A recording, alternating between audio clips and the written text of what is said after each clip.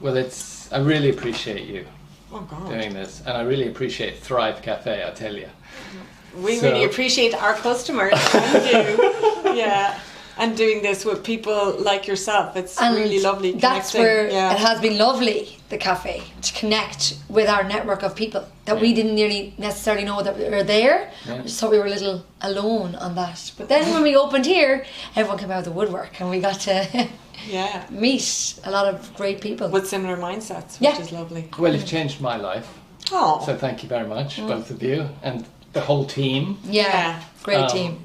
So let's crack on. I mean, it really is an amazing phenomenon, this place. I mean, it's Tullow, right? This is a little farming village. Yeah. I mean, the number of cafes that have tried and crashed through whatever it is, but somehow you have made people change their minds. Wow. So, tell us, how did you begin to thrive? The great question. I think a lot of it is about a million things coming together. So some of things that we learned along the way about health and well-being and how we wanted to teach people. But what we love as well about Tullow, and sometimes having studied nutrition in Dublin, often you can get the high end in that people can be quite obsessive about a particular diet or a particular way of living. And what's lovely about coming down to Tullow and to the country is it's humbling in that way, is in the end of the day we're human beings and we're working hard and we are doing lots of different things, but we want to be healthy, and that's what was interesting. Yeah. I think we didn't even realise that as many people were so ready for Thrive and all the questions that came.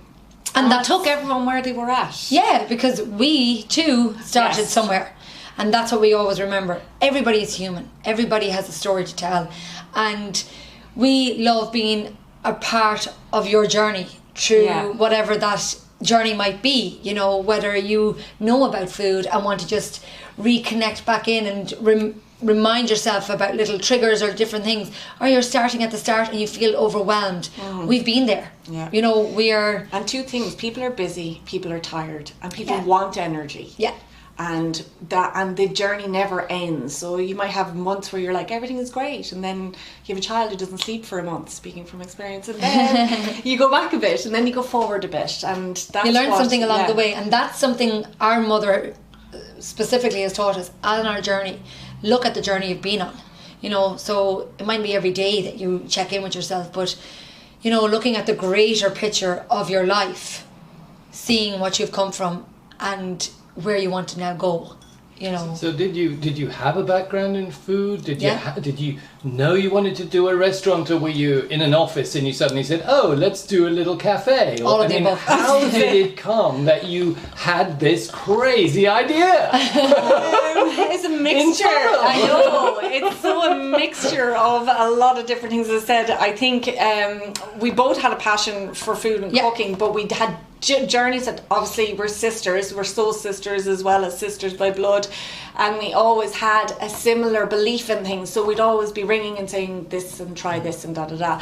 And then our journeys took us in different ways, and for me, I did go down the nutrition route and I did study nutrition, and then I remember coming back to Tullow and trying to teach people about nutrition, and there was definitely not the same impact as Thrive Cafe has, because one, it was a different time and people didn't know, and I realised giving people a diet sheet and go and implement that yourself is not as much fun as here's your meal and let's give you the food and you don't have to cook it and you get to eat it and then go out and feel not bloated and all of that. And I think and a lot of people work from visual, like myself. I would be a very visual person, so like you said, handing a sheet, but whereas you actually see it being cooked, I would remember Lorraine cooking and, you know, learning from that. And so we started doing cooking classes then before the cafe, and it was really funny because we'd have both our backgrounds, and everyone loved coming because they'd get the ultimate best welcome from Helen and all the teas even then, and all the different things, so people got to feel a relaxed and a home in our home, and I think we want to carry a bit of that into and Thrive Cafe. We always did have the dream, you know. Yeah. And we say 10 years ago, but then we forgot that time moved on, so it's probably like 13 years ago now at this stage that we had a dream. I was living in Kilkenny, you came down to me, we bought a book. We bought a book to read and we bought a notebook to start naming our cafe and everything, and we both went on separate journeys. The idea was there. The idea was always there, and we went on separate journeys, and even when we were away, we still kept in contact about this journey, not knowing when it would happen. You were in Australia, Canada, Colorado. I was in Amsterdam, Holland, and we kept Australia, trying to Asia. Connect. Yeah, but it's funny because that's where I think there's a little bit of fate or universal love at play, or Tullow magnifying us back down, magnetic draw towards us back down here, because it would, if you'd asked me or told me 5 years ago we were going to have a cafe in Tullow as we do, I wouldn't have believed you, because I would have loved travelling and never necessarily saw myself settling back home.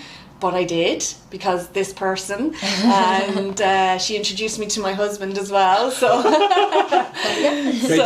great team. So what was it? What was that cosmic spark that said, "Okay, now's the time"? The cooking class, having a second baby. I know, really weird. That was it for me anyway. Yeah. Because I was just about to give birth, and something in my head went, oh, if I don't do it now, life is not going to get any easier.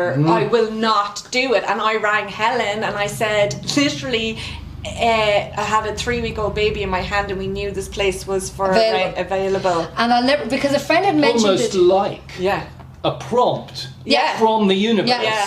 And timing wise on paper, worst time, like I was 3 months pregnant, or more even at that stage, and Lorraine just had a small baby.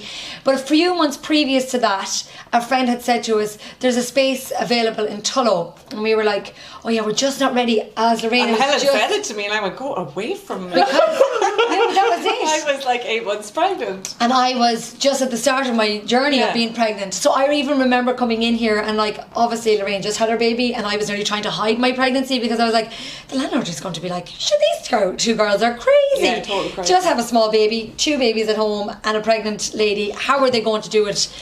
And we don't even know how we did it, looking back on it. I think we knew one thing: we were going to be sleep deprived, so we might as well throw in a cafe.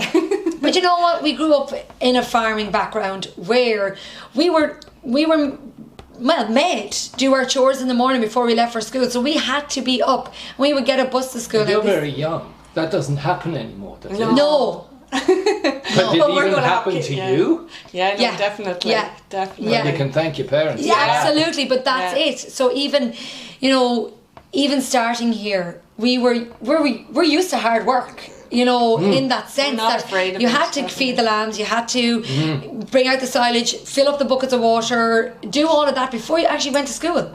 And then you would go to school, and like there was shoes in our feet. It wasn't that bad, but they were the fundamentals. We weren't allowed downstairs, So when we were like, I remember painting in here, and Fian was in a little chair on the table. We were trying to keep the doors open and make sure fumes, he wasn't getting high, And you just did it. Yeah, we did. And it was tough, but worth it. And when you started, did you have the idea immediately, or did you have to sort of put the plan together and decide, okay, we got to get some money, we got to get a menu, we got to get furniture? Yeah, the menu we kind of had, and it was really funny because I think we, from doing our notebook and kind of discussing, and from doing all our cooking classes, we knew what we loved to cook, and then people would have said, well, what would you do, the traditional this or the traditional that? And then we were like, we don't know how to do them, actually. No, we don't know how to do them good. There are places that are brilliant at those, and it's nice, but and that's available,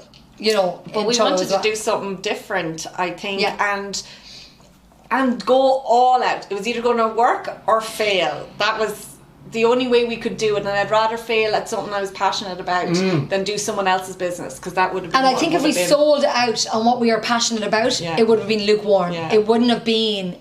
We needed to give it our all, like Lorraine says. If we failed, we failed, but at least we did it. You need a Helen on the front of the house explaining to everyone what everything means on the menu. For the first few months, but now people people just know. People, give it to me, I'll have it. Like our first morning here was, so I was 7 months pregnant, 8 months nearly probably, and I remember coming in. We had just been here the night before till about 12 o'clock at night. And we got up the next morning, we were in here for 5, we opened at 7 in the morning, and I remember Lorraine was in the kitchen on her own, I was out here on my own, and we never cooked for 700 people before, so it was like a real, this is happening. And Lorraine had cooked a lovely fresh that's a brownie, wasn't it? Brownie, yes. And we were like, right, let's give these to the people outside, you know, who are queuing up for the bus at 7 o'clock. And I went out and I was like, well, obviously these people are not awake yet. You know, they're getting their bus. They're not in the zone. Are used to someone coming out. Would you like a brownie? Would you like? And they're probably no. And I came in. I was like, oh my god, what? Nobody took one. Nobody took a brownie. No one took a brownie. No way. No. So when Helen came back in, we were left by ourselves. The two of us. No one. 7 in the morning, going shit. Yeah, I was going to say that. Censored. And we were really like, you were better nearly, because I was like, I suppose maybe I'd cooked the brownie. I was like, and then Helen was like, no, we'll be fine. We'll if you build it, they will come. Yeah, they will come. And then the magic happened, because at 9 o'clock the door opened and the florist came in with, I'd say, 15 bouquets of flowers from all businesses. That still makes me emotional. Yeah. And I tell you, the community We knew then of we Tullow. had the support. Yeah. We couldn't believe it. Still have goosebumps thinking about it. From that. I'm getting goosebumps hearing about Just it. all the flowers sat in that window there for a month until someone was like, you probably need to take them down. But that's what I think made us go, phew, okay, we are used to being a bit different, so we don't mind that, and we're used to putting ourselves out there, but you never know how somebody else is going to feel or react or whatever. But it went, and it hasn't changed since day one. We also had our sister-in-law, who was 10 days more pregnant than Helen, sitting at the till telling them that she wasn't me, that I was in the kitchen, that I'm trying to run. And then Michael had to call his boss and say, I have to take a week off. Matthew was building things around. Like, we just weren't so not prepared for the busyness that we had to go as we had to hire people, we had to ring. We had one chef kind of lined up, and we literally had to ring her, are you free for the next week? Can you come in now? And she even said there was people in the cafe when she walked in that she hadn't seen in years. Come in. She's like, I didn't even know they were still around. So and I still get, and you do too, like that goosebump that we're like, oh my god, this is here. Like, it's so emotional, and I can't tell you, that feeling still doesn't go away from this day. We are so thankful and so grateful. And we've probably grown the people in Tullow as much as Tullow has grown with us. Because the more leeway you have, the trust that we actually do have from our customers, the more wackier we can get in the kitchen and try new things and put ourselves out there a little bit. You try to find a space sometimes in the public eye or in with your social media and all of that, and because we know we are so supported here, you're able to put yourself out there. You can step out a bit further because you have a friend holding your hand behind you. Exactly. Yeah. So, where do we go from here? I mean, I know you've got the tea business as well, because you just can't sit still. And every time I poke my head through the door, you're like, I'm cooking.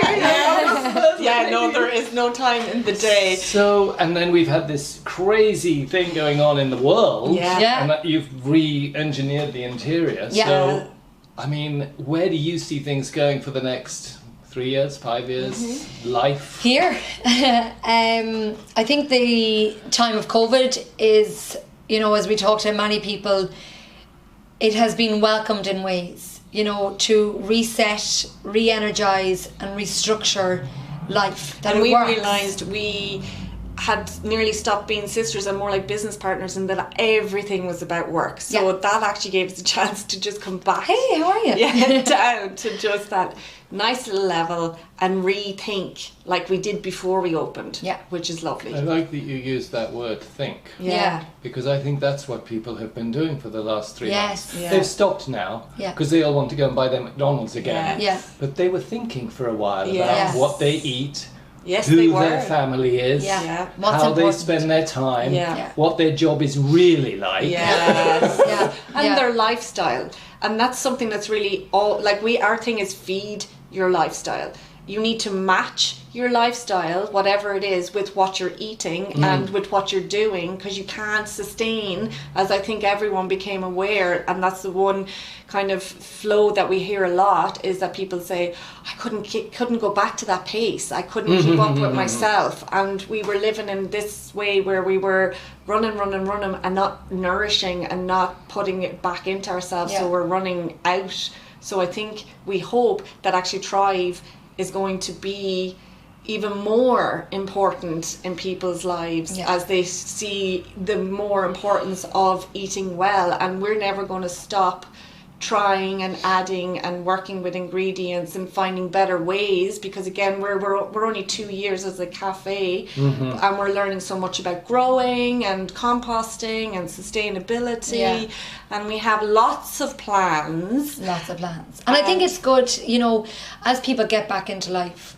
we feel like we have your back, you know. You're working hard, and we know what it's like to work hard, because we too work hard here, but we get to eat. We get to nourish ourselves, and we make sure it's a priority in our day so we can keep working. And sometimes that is not always available in our life. You know, we're lucky that we work with healthy food. So I think it's like, okay, you have a passion, you have a drive, go get it, but make sure that we can help you fuel that, as you don't lose yourself in your journey. And that's why we're doing a lot more cooking classes and education. So we're focusing on bringing that to the next level. We had gone into corporate, and we'd been teaching classes and in the evenings, and full day cooking classes, and I think we've got more and more contact from people about that, so we look forward to kind of getting that ball rolling again, and maybe hopefully getting a bit online stuff going as well. Well, you have a lot to offer, and it sounds like you've got plans. I'd ask, but I'm sure they're all they're all like in a filing cabinet at the moment. They're coming. Something that's fascinated me about you both and what goes on here is that it is a different approach, and I think you came to it with a different approach. A lot of people start a business, or at least in my world, a lot of people come to me starting a business because they want to make money. I don't think you did that. No. I probably at the beginning was like, it would be great now if we could double the income of whatever, but then we realised that wasn't going to necessarily happen. But it was never about making millions. It's about passion. To chase something like that. I think a lot of people are in the situation, perhaps not with the friend that you each have, and perhaps not with the inspiration which has been nurtured by a family background and experiences, but a lot of people, I think, increasingly want to step out of the normal, standard, hierarchical, money-driven cultures, but they're afraid because we all have to pay the rent, eat, and if we've got any dependence, oh my goodness, that is a huge burden. So you did something very brave. You jumped in. Now, I imagine you probably had some family around to sort of say, it's all right, we're there. But you definitely did all of the work. Yeah, we did. So what is the inspiration that you might offer to the young or the old, and maybe even the older, because the older people find it even more difficult to change that mindset, to look out and say, hey, we don't have to do it this way. We can be creative, colourful, natural, human. Beautiful. Yeah, absolutely. I think it stems from looking at yourself. So we all have a story. We all have a background, and our background got us here. You know, we are probably compassionate in what we do because we have a brother with special needs. So we were taught compassion from a very young age. We were taught about health and how it helps your body from a very young age, with our mother looking after our brother. And you had that natural raw for good food and, you know, supporting Patrick and stuff. I think everybody has a story, and if you look within yourself for your story, and no matter what it is that you want to do, if you feel passionate enough about it, I do think you can do it. And I don't think you can stop yourself. So starting small, but looking at, like you said, like okay, so money is a factor, and I'm just looking at this from my own point of view. My husband has worked in a corporate world. He has taken a year out to let his mind go free, basically. You know, he's taken a year out, minding our daughter and all of that. We're going to live on a one-person wage, which is myself. And even in that, I've given up shopping, retail shopping. So in giving up retail shopping, I've cut back on spending. So I think there's enough clothes out there in the world for me to use other people's clothes. So I'm not, you know, spending. So I just think it's lifestyle. Again. Lifestyle. Yeah. It is lifestyle. I couldn't get the and this is where what you're saying. This is where Lorraine is great for me.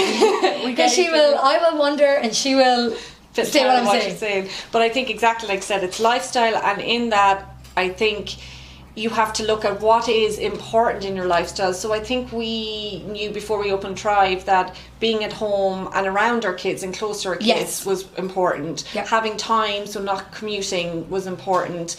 And then I've worked in jobs where I'm not passionate, and I ended up falling out with people because I was trying to find a passion within the job nearly. Yeah. So we couldn't make ourselves into something that we weren't. So I think our passion was a huge part of the drive for us, and I think so for people it is what is most important to you. So if you find that your life outside of work is more important, then that's okay to work where you are. But if you feel like you want what you're doing and what you're passionate about to be something more that you want to offer as a service, then look at your lifestyle, like you're saying, and how you can tweak it so that you don't. And that's where COVID was brilliant. You kind of realised we didn't need as much money. You didn't have a choice. Be resourceful. You had to change your lifestyle. Yes. And so if you can continue that, if you can say, right, we survived for those few months, could we survive for a year this way, and can what I'm doing bring me joy? Because we don't ever feel, I have to get up for work. Yeah. Right. No. Which is something. And we're lucky. You brought two things together, which is unusual. The passion. Everybody talks about the passion. And I think that's really what people neglect, to look and see, to react to that. They think, I really love whatever it is, sports or the outdoors, and then they go and get a job behind a desk because that's what their parents wanted, or something like that perhaps, instead of just saying, well, can I do something different? But combined with that was the idea that you said, challenge yourself, look at yourself. And that I found interesting, because a lot of people come with a great deal of passion and they think they can do amazing things. But they can be very quickly disappointed if they haven't critically examined their own capacities. And not be afraid to be broken. You will be breaking. But realise that you may well be broken, because if they go in there thinking, from here to the top is just a little bit of luck and a quick jump, they will. That is anyone who knows the exhaustion of newborns. It's something similar in the sense that you reach a point where your exhaustion is so physical that you can't really make decisions, and you know you're a little bit broken in that. And that's where we're blessed having two people. You have say, you can carry me right now, or vice versa. And we've done that for each other. We have, and when one might go, bloody this all to hell, the other will say, no, but it's so good, and it's so this, and and you need that both ways. And you need to sometimes give up on the things that are passionate about as well. But the one thing we never gave up on is the quality of what we're trying to do. Our mission. We always said that. That was your passion. Yeah. That was the core of it. And what you said was very interesting and valuable, which was the two things. Having the somebody else, doing it all on your own, without a friend or a partner who's giving you some kind of positive feedback. And you kind of want your partner at home supporting you in a different way than your business partner nearly, But even either way, if the partner at home isn't supporting you, and you don't have a business partner, then you're really on your own, and that can be a lonely, even if it's a worthy and a feel-good struggle, it can be hard. It's arduous, And the other thing that you said, which I think is very important, is be willing to compromise. Yes. And not be willing necessarily to look on your principles. No. But on maybe what you thought would be the right way to do it. Maybe we can change the colour or exactly. And that's a really important part, because in us all, like, I know I have learned a lot of lessons because I've listened to Lorraine telling me, telling me something, and vice versa. Like, don't be afraid to let go of your ego a little bit, or your stubbornness, because that can sometimes get in your way.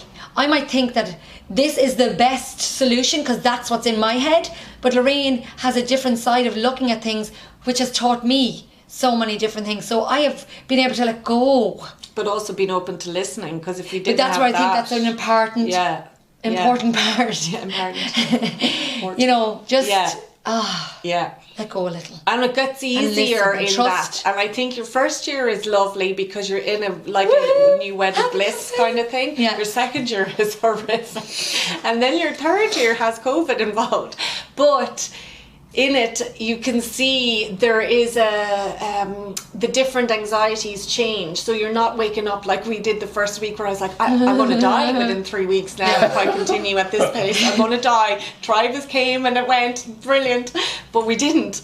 And that's when you go, and I don't have that anxiety at night time. What am I going to cook tomorrow? How am I going to cook that? How have people ordered this? That's all gone. So you get good at what you're doing, and then you can go to another skill and get help. One thing I think that business people don't do, and I worked with some very good business people and learned from some very good business people, and I noticed what they did is they knew their own talent, and then they got people to help them with the things they weren't as talented as, rather than trying to do everything themselves. And it's also about your team, and that was always a big thing here. It is a team. There are other people behind the scenes working with us, but it's so important. You work with these people more than you even see your own family. You have to be connected. Like family in here. But that's because that's important to us. Yeah. So that's we create that as space as well. Yeah. And I think that's really important. Respect and people, each other. The customers who come in, they're almost part of that too. Like they could be having a laugh at us, and they accept from us. the kitchen. You know, they accept us, because like sometimes I see the things that go on here, and I'm like, does that happen in every cafe? Because they just come along with the ride with us. Like anything could happen. You know, a trip switch, you could go and you're having your meal. Sorry, do you mind if we just trip the switch there while you're ticking into your carrot cake, oats, or whatever it might be that we're serving that day? You know, they're very forgiving for us. Living at home. Yes. Yeah. Actually, and that's nice. You weren't. I think if we did this somewhere else, you might be judged more harshly for your mistakes, maybe because you weren't known, or So there is a little bit of support and laughter in laughing at your own mistakes. But if people can laugh at you, even better. Yeah, joining the laugh. Life is about. Yeah. Well, I think you guys are amazing. Thank you very much. Yeah. Thanks for having us. You are feeding the world's changing lifestyle.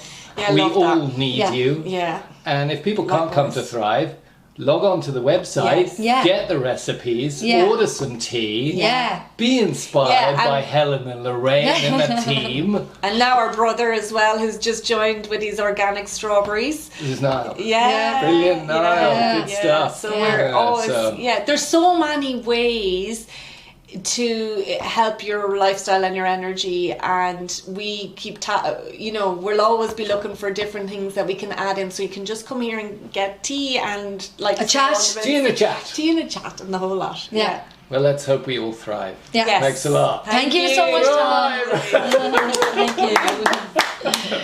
you. Yay.